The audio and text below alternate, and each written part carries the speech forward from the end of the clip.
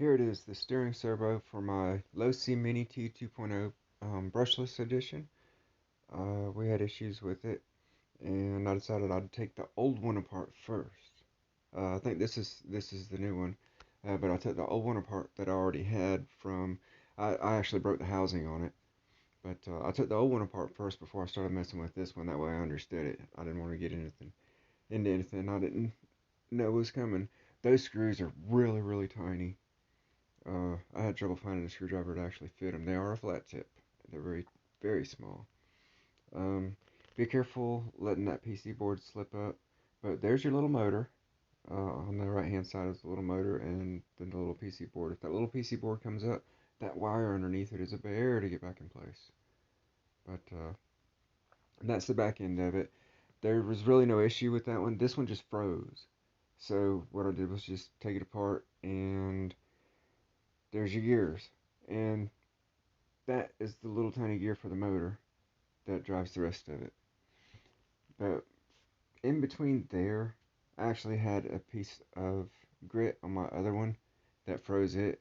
This one, it it was like one gear tried to pass the other. Like the two teeth were on top of each. They were right, pushing up against each other and seized the shafts inside the housing. So once I had that off and got those loose, it seemed to do fine. I hadn't had any trouble out of it. But yeah, here's the housing. See inside where it fits in there? Those two shafts were pressing away from each other and into the housing, kind of freezing it up. But yeah, apparently there's a label, and there's a label. Okay, I think at some point we put the screws back in to hold it together.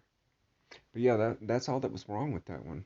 I hit something really hard. Didn't break the suspension arm, but definitely locked up the servo.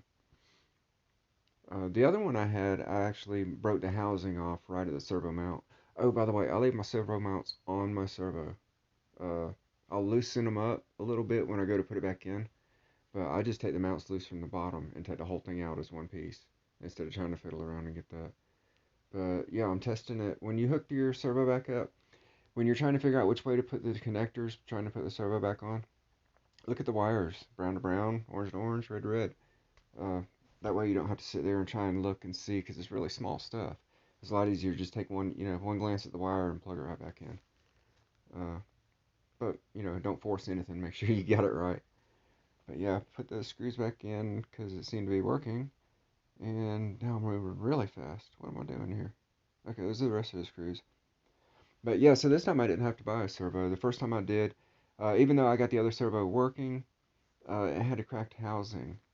So it was no longer waterproof or it wasn't debris proof either. So grit was getting in there. This one didn't have any debris infiltrate into the inside. The grease was clean. The inside of the cap was clean. Yeah, here's where I just put the screws to the bottom end of the transmission mount. I mean, not transmission mount, the servo mount. I'm sorry. You'd think I'd fast forward through something like this because it looks really tedious. Oh, I use my angle grinder to take the tip off the Allen wrench after it strips out.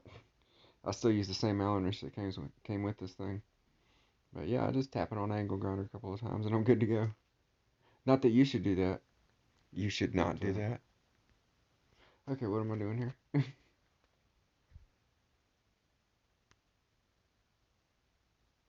Oh, putting the servo horn, I think it's called. Well, that's actually a servo saver. The horn, I think, is a solid one. But yeah, getting the servo saver back on.